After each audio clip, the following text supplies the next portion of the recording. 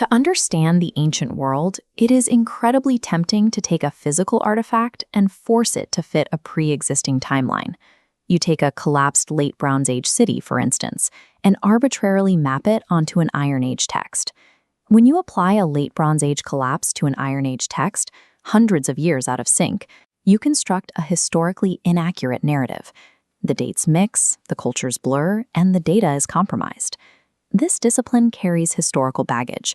Early pioneers in the 19th and early 20th centuries often treated the Middle East like a treasure map. They were looking for monumental physical proof to validate specific theological texts. Today, we operate under a strict baseline. Archaeology does not serve biblical studies. It has evolved into an entirely separate anthropological science. Its sole focus is material culture, the physical remnants left behind by human activity. The goal of an excavation is to understand a specific site and the people who lived there on their own terms. That process happens completely independent of any textual narrative or ancient manuscript. This presents a unique problem. If the data pulled from the dirt and the narratives preserved in the text are entirely independent, we need a rigorous methodological model to safely cross-reference them. Treating history like a treasure hunt destroys the data. True historical insight requires strict operational boundaries between scientific excavation and scriptural study. The public expectation of archaeology usually involves unearthing massive temples, golden idols, or lost arks. The actual daily reality of the discipline is far more mundane. Ancient populations rarely abandoned a good location.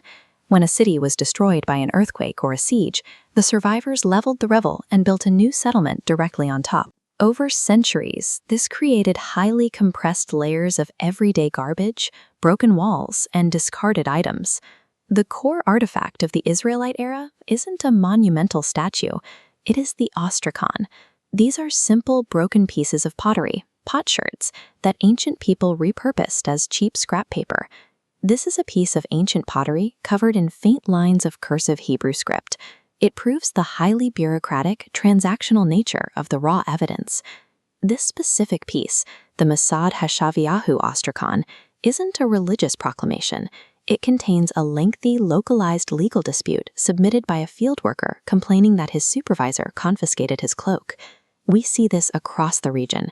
The Lachish letters preserve frantic military correspondence about signal fires going out ahead of a Babylonian siege. The Samaria ostraca record administrative receipts for grain and wine transactions. Modern researchers subject these sherds to intense multidisciplinary analysis. Use self-learning computer algorithms to identify different handwriting styles and track genetic profiles from nearby remains, steering far clear of theological interpretation. The clearest voice of the ancient world isn't echoing from a monumental palace. It is written in the bureaucratic receipts and legal complaints of everyday workers. Because ancient cities are stacked like layer cakes, the method used to pull an artifact out of the dirt determines whether its data is preserved or entirely destroyed. The foundation of this process is stratigraphy, the careful isolation of distinct occupational timelines stacked vertically within a single mount. To control stratigraphy, researchers use the Kenyon Wheeler method, digging highly controlled 5 by 5 foot squares. Staring at the vertical bulk walls grants perfect chronological control, but this narrow exposure risks missing vital context. Thus, the Reisner-Fisher method utilizes horizontal peeling, exposing a massive footprint of a city layer, while Reisner-Fisher provides macro exposure of entire societal layouts, showing exactly where the houses, streets, and gates were. It sacrifices the tight chronological control of the grid system. Today, modern excavations rely heavily on a hybrid approach. A dig director might start with precise vertical shafts, but dynamically switch to horizontal peeling the moment they strike a macro installation, like an industrial apiary, to see exactly how far it extends. A raw artifact separated from its stratigraphy is practically useless. How a potsherd is pulled from the dirt is just as important as the writing on it. So, if the data from the dirt and the narratives of the text are extracted via entirely different sciences, how can historians safely and accurately cross-reference them? To solve this, archaeologist William Dever introduced the theoretical framework of convergence.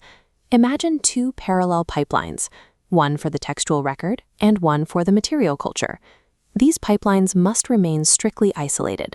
This boundary protects the scientific integrity of the anthropological data from being contaminated by historical bias. But while they run parallel, they are not entirely blind to each other. Convergence happens at specific, verifiable nodes where the two pipelines naturally attract and align. The first node is broad convergence. This is where the material culture provides an overarching contextual bridge to the text. Broad convergence doesn't prove a single event. Instead, it provides indirect clarification of ancient worldviews, societal structures, and the daily economic operations of the region. When we look at the Sumeria ostraca, those administrative green receipts clarify the macroeconomic structure of the biblical world. They show us exactly how taxes were collected and goods were traded, without needing to prove a specific religious miracle. Broad convergence validates the environmental and cultural stage upon which the text plays out, even if it doesn't verify the specific actors standing on it. Then there is a rarer, much more potent form of intersection: narrow convergence.